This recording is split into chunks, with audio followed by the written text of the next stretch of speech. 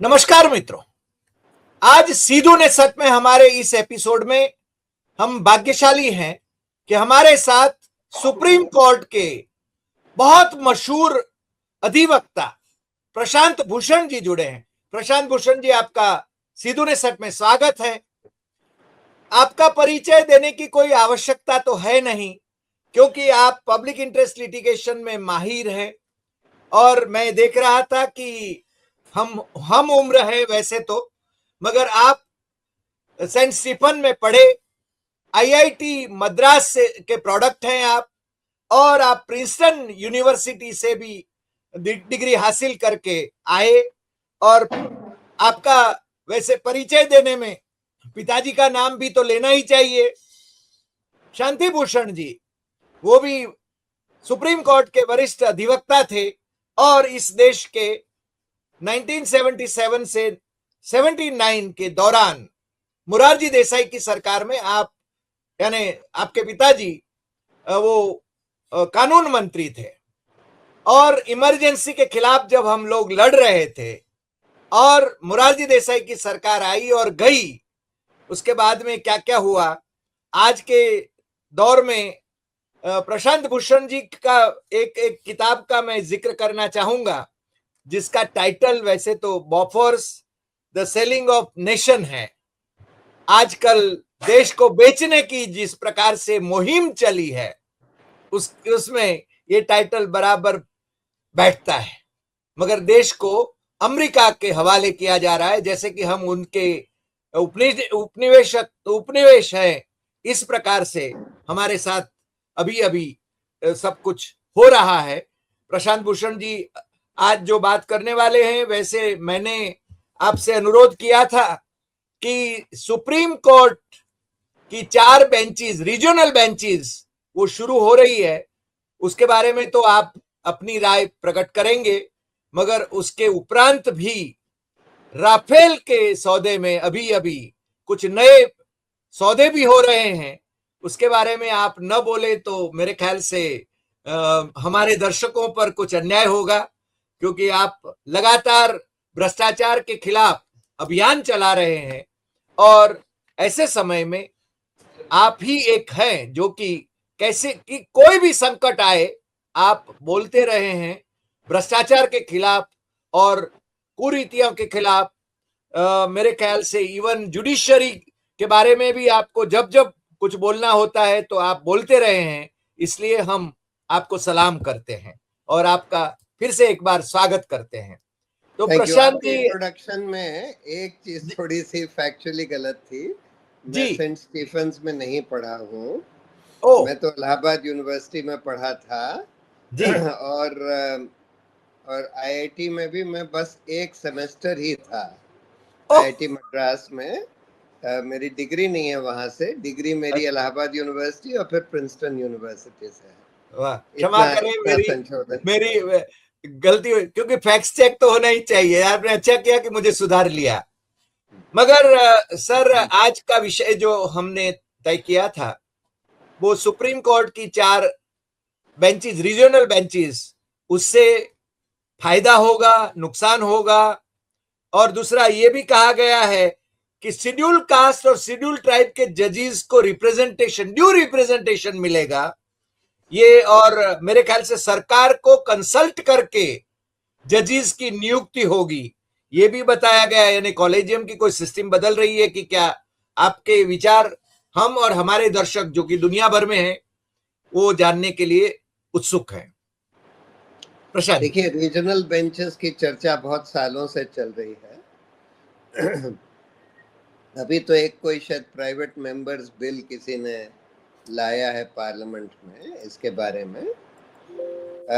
हो सकता है कि इस समय की मौजूदा सरकार इसके फेवर में हो, और ये भी हो सकता है कि इस समय के मौजूदा सुप्रीम कोर्ट जजेस में भी कुछ जजेस, हो सकता है चीफ जस्टिस भी इसके हक में हो सकता है। लेकिन देखिए, इसमें 2 कंसिडरेशंस थे। एक कंसिडरेशन तो ये था कि सुप्रीम कोर्ट पहुंचने के लिए लोगों को दूर दूर ना चलना पड़े। अब तो वो बात खत्म हो गई है, क्योंकि आप सारी ई फाइलिंग कर सकते हैं। आप वैसे भी वीडियो कॉन्फ्रेंसिंग से अपनी बात, अपने आर्ग्यूमेंट्स वगैरह रख सकते हैं। तो वो जो एक चिंता थी जिसकी वजह से रीजनल बेंचेस की बात होती थी कि भाई लोगों को बहुत दूर आना पड़ता है सुप्रीम कोर्ट पहुंचने के लिए, वो बात तो अब इसकी वजह से करीब करीब खत्म हो गई। दूसरा जो इसके अगेंस्ट जो कंसिडरेशन था, जो मेरे पिताजी भी कहते थे कि इस तरह से रीजनल बेंचेस में सुप्रीम कोर्ट को डिवाइड करने से सुप्रीम कोर्ट कमज़ोर हो जाएगा। कई बार सुप्रीम कोर्ट को मुश्किल समय में, जैसे आजकल का मुश्किल समय है, इमरजेंसी का भी मुश्किल समय था, जब एक ऐसे ही बहुत स्ट्रांग फांसीवादी सरकार सामने खड़ी होती है और वो अपने मनमानी तरीके से फंडामेंटल राइट्स को भी, रूल ऑफ लॉ को भी कुचलती है, तो सुप्रीम कोर्ट का खड़ा होना सरकार के सामने बहुत ज़रूरी है। और खड़े होने के लिए अगर सुप्रीम कोर्ट के जजेस एक ही जगह होते हैं, पूरे 35 जजेस एक ही जगह हैं, तो उनको एक दूसरे से थोड़ी ताकत मिलती है। अगर अलग अलग जगह बिखर जाते हैं तो वो कमज़ोर फील करने लगते हैं ऐसी फांसीवादी सरकार से निपटने के लिए या उसके सामने खड़े होने के लिए। तो इसलिए मेरी राय ये है कि इस समय इसका कोई औचित्य नहीं है सुप्रीम कोर्ट के रीजनल बेंचेस बनाने का। मेरी राय में इससे नुकसान होगा, फायदा बहुत कम होगा। दूसरा जो मसला है वो सीधा सीधा राफेल के बारे में, क्योंकि राफेल जिस प्रकार से यूपीए गवर्नमेंट ने नेगोशिएट किया था, उसके बाद में मेरे ख्याल से 3 गुना या 4 गुना दाम से हमारे महामहिम विश्वगुरु ने राफेल खरीदे। हालांकि राफेल सोर्स कोड तो कभी देता नहीं है, हमारे यहाँ मैन्युफैक्चरिंग होना नहीं है, और होता भी तो उनके मित्र उद्योगपति जो कि अभी एप्सिन फाइल में फंसे हुए हैं और उनको बचाने की ताक में हैं, ये उनके मिनिस्टर भी फंसे हुए हैं। तो ये शरणागति अमेरिका के सामने है। राफेल के सौदों के बारे में भी तो मेरे ख्याल से सुप्रीम कोर्ट तक मामला गया था, मगर वो तो बंद कवर में बंद ही रहा। तो अब उसकी स्थिति, तब की स्थिति और आज की स्थिति, आज नए नए राफेल खरीदने की बात भी आ रही है। आज ही आपने मेरे ख्याल से वो एक आर्टिकल भी शेयर किया है। हाँ, नहीं, वो तो खैर मेरा पिंड ट्वीट है, वो पुराना, कुछ दिन पुराना आर्टिकल है जी। देखिए, 2014 में जब मोदी सरकार आई, उस समय जो पुरानी यूपीए के सरकार के दौरान एक राफेल के सौदे की डील चल रही थी, करीब करीब तकरीबन खत्म हो गई थी, मतलब तय हो गया था जी। कि 126 हवाई जहाज खरीदे जाएंगे, जिसमें से आधे तो रेडी टू फ्लाई आएंगे और आधे यहाँ बनाए जाएंगे हिंदुस्तान एरोनॉटिक्स की फैक्ट्री में। और उनका कॉस्ट उस समय होना था करीब 600 करोड़ पर एयरक्राफ्ट, यानी कि टोटल डील थी शायद 70,000 करोड़ की 126 एयरक्राफ्ट के लिए, यानी कि 600 करोड़ से भी कम होना था, 500 कुछ करोड़ पर एयरक्राफ्ट। और जाहिर है उसमें ट्रांसफ़र ऑफ टेक्नोलॉजी भी इन्वॉल्व थी, क्योंकि अगर यहाँ हिंदुस्तान एरोनॉटिक्स में बनने हैं तो ट्रांसफ़र ऑफ टेक्नोलॉजी तो होएगी। मोदी जी ने एक 2016 में बस अपने फ्रांस के दौरे में अचानक एक अनाउंसमेंट कर दिया, बगैर कोई प्रोसेस फॉलो हुए, कि अब हम 36 हवाई जहाज खरीदेंगे, रेडी टू फ्लाई कंडीशन में खरीदेंगे और 1650 करोड़ पर एयरक्राफ्ट पे खरीदेंगे, के रेट पे खरीदेंगे, और यानी कि 60,000 करोड़ के ये 36 एयरक्राफ्ट खरीदे जाएंगे, और इसमें आधा पैसा ऑफसेट कॉन्ट्रैक्ट्स के द्वारा दिया जाएगा, यानी कि उसके पार्ट्स बनाने के लिए ऑफसेट कॉन्ट्रैक्ट्स हिंदुस्तान की कंपनियों को दिए जाएंगे, प्राइवेट कंपनीज को। हाँ प्राइवेट कंपनीज को, हाँ प्राइवेट कंपनीज को। और उसी समय 2 दिन पहले, इस सौदे के 2 दिन पहले, मोदी जी के अनाउंसमेंट के 2 दिन पहले, अनिल अंबानी ने एक नई कंपनी राफेल डिफेंस या रिलायंस डिफेंस इनकॉर्पोरेट करी, और उसके पार्टनर ये डैसॉल्ट भी हो गए। और अनिल अंबानी ने अनाउंस किया कि हमको सारे के सारे 50% 30,000 करोड़ के ऑफसेट कॉन्ट्रैक्ट्स दिए जा रहे हैं, बाकायदा पब्लिक अनाउंसमेंट किया। अब अनिल अंबानी को तो पहली बात तो वो एक फेल्ड बिजनेसमैन था, ऑलरेडी उसकी कंपनियां सब बैंकरप्ट थी, उनको डिफेंस मैन्युफैक्चरिंग का कोई एक्सपीरियंस नहीं था, उनकी कभी कोई कंपनी इसमें नहीं रही थी। अब एक नई कंपनी जिसको कोई एक्सपीरियंस नहीं है, उसको आप 30,000 करोड़ के ऑफसेट कॉन्ट्रैक्ट्स दे देंगे, और उसके बाद फिर वहां के जो प्राइम मिनिस्टर थे हॉलैंड, उन्होंने तो बिल्कुल ओपनली बोला कि भाई हमारे पास कोई चॉइस नहीं छोड़ी गई थी, ये तो मोदी जी ने बोला कि ऑफसेट कॉन्ट्रैक्ट सारे के सारे अनिल अंबानी को देने हैं, तो इसलिए हमको अग्री करना पड़ा कि ऑफसेट कॉन्ट्रैक्ट्स अनिल अंबानी को दिए जाएंगे। तो और इसमें कोई प्रोसीजर वगैरह नहीं फॉलो किया गया, जो प्रोक्योरमेंट प्रोसीजर होता है बड़ा एलैबोरेट प्रोसीजर होता है, और वो जो यूपीए की डील थी 126 एयरक्राफ्ट की, वो बहुत लंबे प्रोसेस से गुजर चुकी थी, करीब करीब तय हो गया था जी। तो इसलिए साफ जाहिर था कि ये भ्रष्टाचार की वजह से हुआ है। अनिल अंबानी को ऑफसेट कॉन्ट्रैक्ट्स के नाम पर घूस दिलवाई जा रही है। देखिए बोफोर्स में क्या था, बोफोर्स में 64 करोड़ 4%, 1600 करोड़ की डील थी, 64 करोड़ के कमीशंस दिए गए थे कुछ प्राइवेट कंपनियों को या कुछ प्राइवेट लोगों को, जिसमें कोथरुची भी थे, हिंदुजा भी थे। यहाँ तो 30,000 करोड़ के एक तरह से कमीशन दिया जा रहा है। 30,000 आपने दाम 3 गुना कर दिया, आपने फिर बोल दिया आधे ऑफसेट कॉन्ट्रैक्ट दिए जाएंगे अनिल अंबानी को, यानी कि आप वर्चुअली 50% नहीं तो 25% कमीशन ले रहे हैं, यानी 15,000 करोड़ का आप अनिल अंबानी के जरिए कमीशन ले रहे हैं।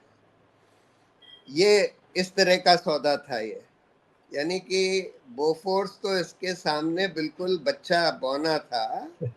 ये तो एक माउंटेनस करप्ट डील थी, माउंटेनसली करप्ट डील। अब ये कह रहे हैं, अच्छा उसके बाद फिर ये ऑपरेशन सिंदूर हुआ, जिसमें हमारे कम से कम 3 राफेल एयरक्राफ्ट मार गिराए गए, पाकिस्तान ने मार गिराए चाइनीज एयरक्राफ्ट्स के द्वारा। उनके पास J-10 थे, उनके पास चाइनीज टेक्नोलॉजी थी, उन्होंने हमारे राफेल एयरक्राफ्ट्स को मार गिराया 3 को। उनके कोई हम हवाई जहाज नहीं हवा में गिरा पाए, मार गिरा नहीं पाए। तो ये भी क्लियर हो गया कि ये टेक्नोलॉजी चाइनीज टेक्नोलॉजी के मुकाबले कमजोर है, और हमको टेक्नोलॉजी भी नहीं दी जा रही। अब कहते हैं कि अब हम 114 हवाई जहाज की डील कर रहे हैं और 3.25 लाख करोड़ की होगी, यानी कि एक एक हवाई जहाज 25,000 करोड़ से ज्यादा का होगा। 27 बाप रे, 25,000 नहीं, सॉरी 25,000 नहीं, 2,500 करोड़, सॉरी 2,500 करोड़। 2,500 करोड़ से ज्यादा का होगा, यानी कि 3,500 करोड़ का एक एक हवाई जहाज होगा, करीब करीब 3,000 करोड़ का एक एक हवाई जहाज होगा। और 3.25 लाख करोड़, और ये ऐसे समय जब भारत में सरकार के पास पैसा नहीं है, निरंतर बोरो कर रही है, हमारी जो नेशनल डेट है इतनी बढ़ गई है और जी। उस समय आप ये ऐसी टेक्नोलॉजी के हवाई जहाज 3.25 लाख करोड़ के खरीद रहे हैं, जो पाकिस्तान ने अभी दिखा दिया कि J-10 नहीं मार गिराया है। अभी तो J-35 उनको मिला भी नहीं था पाकिस्तान को, जो उनका चाइना का लेटेस्ट हवाई जहाज है, वो अब मिल गया होगा। चाइना ने बोला था कि अब हम उनको दे देंगे। तो आप, इसका क्या मतलब है? इसका यही मतलब है कि आप फिर से अब और कमीशन लेने की कोशिश कर रहे हैं। अब किसको ऑफसेट कॉन्ट्रैक्ट दिए जाएंगे या क्या दिया जाएगा पता नहीं, या सीधे सीधे कमीशन लिए जाएंगे। दूसरी बात यह है कि फ्रांस में पहली राफेल डील की इन्वेस्टिगेशन चल रही है। एक मैजिस्ट्रेट ने अभी तक इन्वेस्टिगेशन बंद नहीं करी है। वो बार बार फ्रांस की सरकार से और हिंदुस्तान की सरकार से इंफॉर्मेशन मांग रहा है, मांग रही है वो वहां पर लेडी, फ्रांस में। फ्रांस में।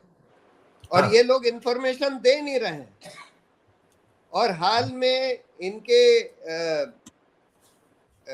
वहां पर रेड करी गई, वो मैजिस्ट्रेट की पुलिस ने रेड करी डेसॉल्ट के ऑफिस में, और काफी सारे इंक्रिमिनेटिंग डॉक्यूमेंट्स पकड़े गए, जिसमें अनिल अंबानी से कनेक्टेड कई सारे डॉक्यूमेंट्स हैं।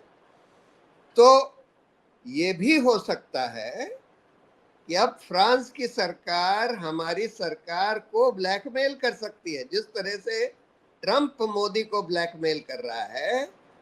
अगर उनके पास इसका प्रमाण है कि मोदी, और जो होगा जरूर, कि मोदी के कहने पर अंबानी के जरिए कमीशन खोरी की बात हो रही थी इस ऑफसेट कॉन्ट्रैक्ट के जरिए, तो जाहिर है कि वो लोग भी मोदी को ब्लैकमेल कर सकते हैं। और इसीलिए ये अब की बार मैक्रोन को यहाँ बुलाया गया था, और मैक्रोन जो है मीठी मीठी बातें कर रहा है मोदी से, क्योंकि उसको तो 3.25 लाख करोड़ का कॉन्ट्रैक्ट चाहिए। उसमें से अगर 50-70 हजार करोड़ कमीशन भी दिए जा रहे हैं तो उसको क्या फर्क पड़ता है। तो ये दबाव भी हो सकता है ब्लैकमेल का, और कमीशन और खाने का की ख्वाहिश भी हो सकती है मोदी की।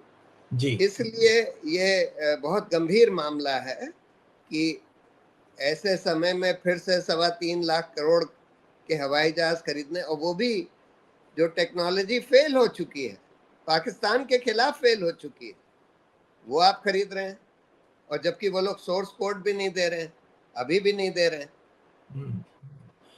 और जैसे एलन मस्क ने कहा, वो जो कबाड़ वहां से हम खरीदने की ताक में है, अमेरिका से, उनके जो हाँ, युद्ध जहाज है। नहीं बिल्कुल, अमेरिका अमेरिका के भी कबाड़ है, वो तो एलन मस्क ने बोल दिया कबाड़ है। लेकिन अमेरिका से तो ये बिल्कुल ही नतमस्तक हो गए हैं ना। ये सही तो बात। इंडो यूएस ट्रेड डील में जाहिर हो गया। ये तो ट्रंप ने जो फरमान जारी कर दिया कि भाई तुम रूस से तेल नहीं खरीदोगे, तो बोला जी हजूर नहीं खरीदेंगे। उन बोला ईरान से नहीं खरीदोगे, जी हजूर नहीं खरीदेंगे। उन बोला चार बाहर के बाहर आ जाओ, उन्होंने बोला जी हजूर बाहर आ जाते हैं। उसने बोला उसने बोला कि अच्छा हम तुमको 30 दिन की मोहलत दे देते हैं, क्योंकि यहाँ युद्ध हो गया है, तो बहुत बहुत मेहरबानी हुजूर आपकी, आपने 30 उत्सव दिन की उत्सव मोहलत मनाते दे हैं। दी। उत्सव मनाते हैं। मतलब बहुत ही बुरी हालत हो गई है। पूरे पूरी दुनिया इनके ऊपर हंस रही है। जिस तरह से लोगों को जबरदस्ती पकड़ पकड़ के जप्फी डाल लेते हैं, जिस तरह से हा ओ करते रहते हैं, इसकी पूरी दुनिया में इनके ऊपर थू थू हो रही है। सारे जो इंटरनेशनल लीडर्स हैं इनके ऊपर हंसते होंगे। वो सही अपना सही तो बात। सब काम कराना ही चाहते हैं। उनको लगता है कि हिंदुस्तान बड़ा बाजार है, इससे जितना पैसा ऐंठना है ऐंठ लो। सही। लेकिन बाकी तो हंसते होंगे कि कैसा आदमी है जो यहाँ का प्रधानमंत्री है, हा करके हंसता रहता है बस, जोर से पकड़ के। सही सही बात है। तो सर, ये राफेल का मसला फिर सुप्रीम कोर्ट जाएगा? अब देखिए, अभी पता नहीं क्या होता है, इनको करने दीजिए जो कर रहे हैं, उसके बाद देखते हैं। मतलब फ्रांस में भी इन्वेस्टिगेटर्स ये सब इन्वेस्टिगेट कर रहे हैं, तो इसलिए देखिए क्या पकड़ में आता है, किस तरह से ये करते हैं, क्या होता है। इसके डिटेल्स तो अभी कोई बाहर नहीं आए हैं, बस यही आया है कि 114 हवाई जहाज खरीदने की बात हो रही है 3.25 लाख करोड़ में। और ये मसला भी थोड़ा सेंसिटिव है, क्योंकि ये लोग तो राष्ट्रवाद के नाम पर मॉरल, अपने आर्म फोर्सेस का मॉरल डाउन कर रहे हैं। यदि सवाल करते हैं तो ये उनके पास तो ये नैरेटिव क्रिएट करने के लिए पूरी फौज है।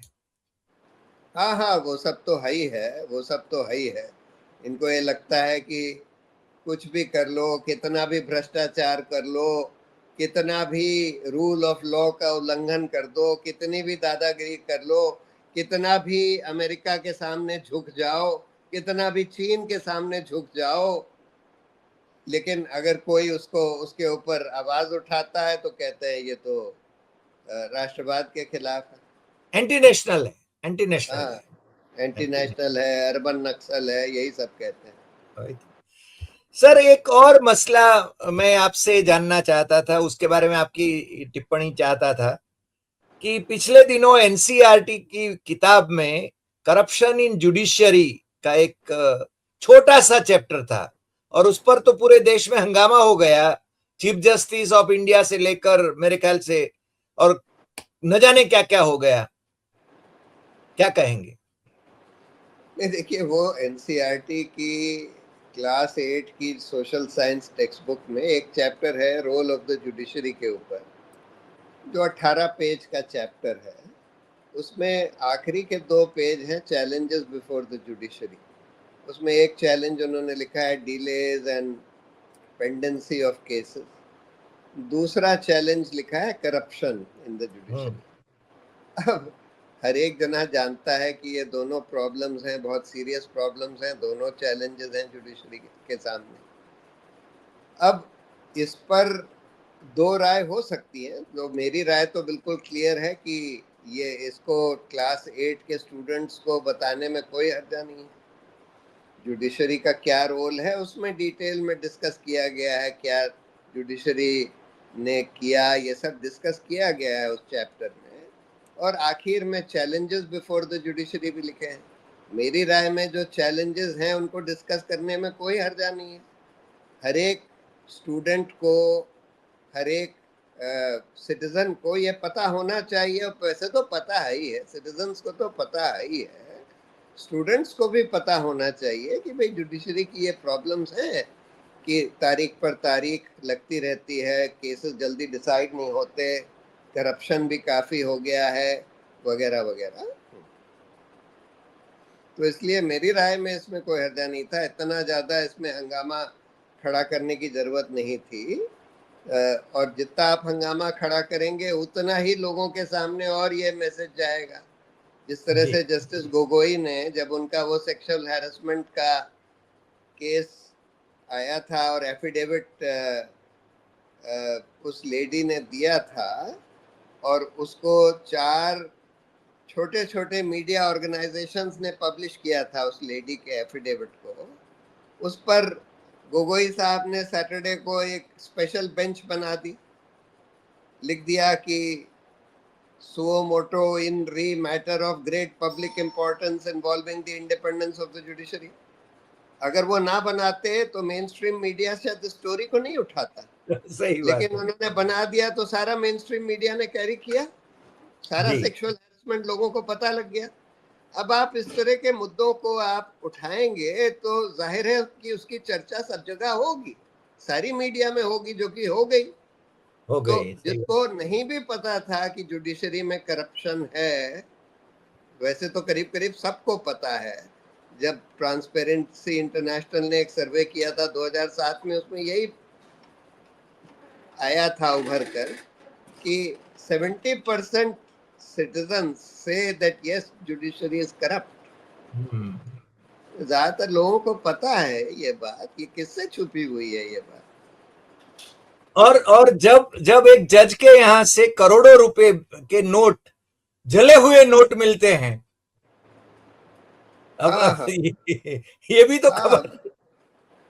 हाँ, मतलब देखिए, जुडिशल करप्शन को बहुत दबाया गया है और कंटेम्प्ट ऑफ कोर्ट का भी यूज करके उसको दबाया गया है। जुडिशल करप्शन के बारे में इंफॉर्मेशन बाहर ना निकले उसको, जी, लेकिन फिर भी सबको पता है, जो आदमी भी कोर्ट जाता है सबको पता है कि भाई करप्शन बहुत है जुडिशरी में। सर अंत में मैं एक और सवाल यानी आपकी टिप्पणी चाहूंगा।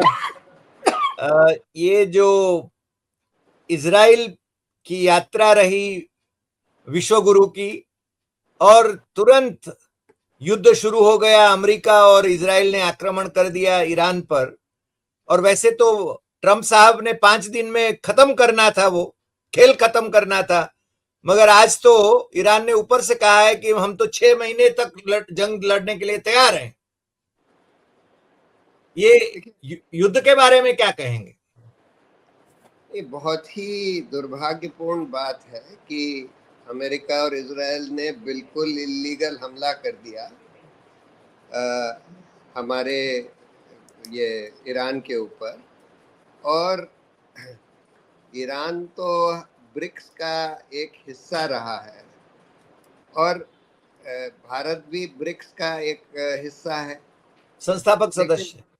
हाँ, लेकिन फिर भी बजाय इसके कि हम अमेरिकन और इजरायली बिल्कुल गैर इलीगल हमले की हम निंदा करें, बजाय उसके मोदी साहब, ऑब्वियसली ये पता था कि हमला होने वाला है, फिर भी 2 दिन पहले उसके मोदी वहां इजराइल चले जाते हैं और खूब इजराइल की तारीफ करते हैं और वहां उनको मेडल वेडल दिया जाता है। नेतन्याहू उनको मेडल कोई देता है और उसके बाद अमेरिका जो दादागिरी कर रहा है उसके सामने आप बिल्कुल नतमस्तक हो जाते हैं जी, कि भाई जो जो वो बोले जी हुजूर, जो वो बोले जी हुजूर। तो आप ब्रिक्स के हिस्सा क्यों हैं? राइट। तो और आप जाइए। ट्रंप ने तो कहा था, उनके मुंह पर कहा था कि ब्रिक्स इज डेड, और वो बोल नहीं पाए थे। हाँ, और हम तो यजमान है इस बार। मतलब पूरे विश्व में हिंदुस्तान की बहुत थू-थू हो रही है, हिंदुस्तान का मजाक उड़ रहा है, और ये सिर्फ मोदी की वजह से, जो किसी वजह से इजराइल और अमेरिका के कब्जे में है। इनकी हिम्मत ही नहीं है कुछ इजराइल या अमेरिका के खिलाफ बोल दे। सही बात है, सही बात है। सर आप हमारे साथ आज जुड़े, और हमेशा की तरह आप खुलकर बोलते हैं, और उसके दुष्परिणाम भी आप भुगतने के लिए हमेशा तैयार रहते हैं। मेरे ख्याल से जो लोकतंत्र को बचाने के लिए, संविधान को बचाने के लिए जो लोग काम कर रहे हैं आज तक, वो सब आपके साथ हमेशा हैं। हम भी आपके साथ इस जंग में हैं, क्योंकि इस देश का संविधान बचना चाहिए, लोकतंत्र बचना चाहिए, जुडिशरी इंडिपेंडेंट होना चाहिए। हालांकि अब वो डोसाइल हो गई है, ये तो अब दिखता है, क्योंकि सुप्रीम कोर्ट के जजेस भी मोदी जी की स्तुति करने लगे हैं। ये हमने देखा, और उनको तुरंत उसका सरपाव भी मिल जाता है, उसका इल्काब भी मिल जाता है। तो बिल्कुल, बिल्कुल। हाँ, आप आज हमारे साथ जुड़े, इसके लिए आपके बहुत बहुत शुक्रगुजार हैं। और फिर मिलेंगे नए एपिसोड में नए विषय के साथ। थैंक यू, नमस्कार। थैंक यू, थैंक यू नमस्कार। डॉक्टर।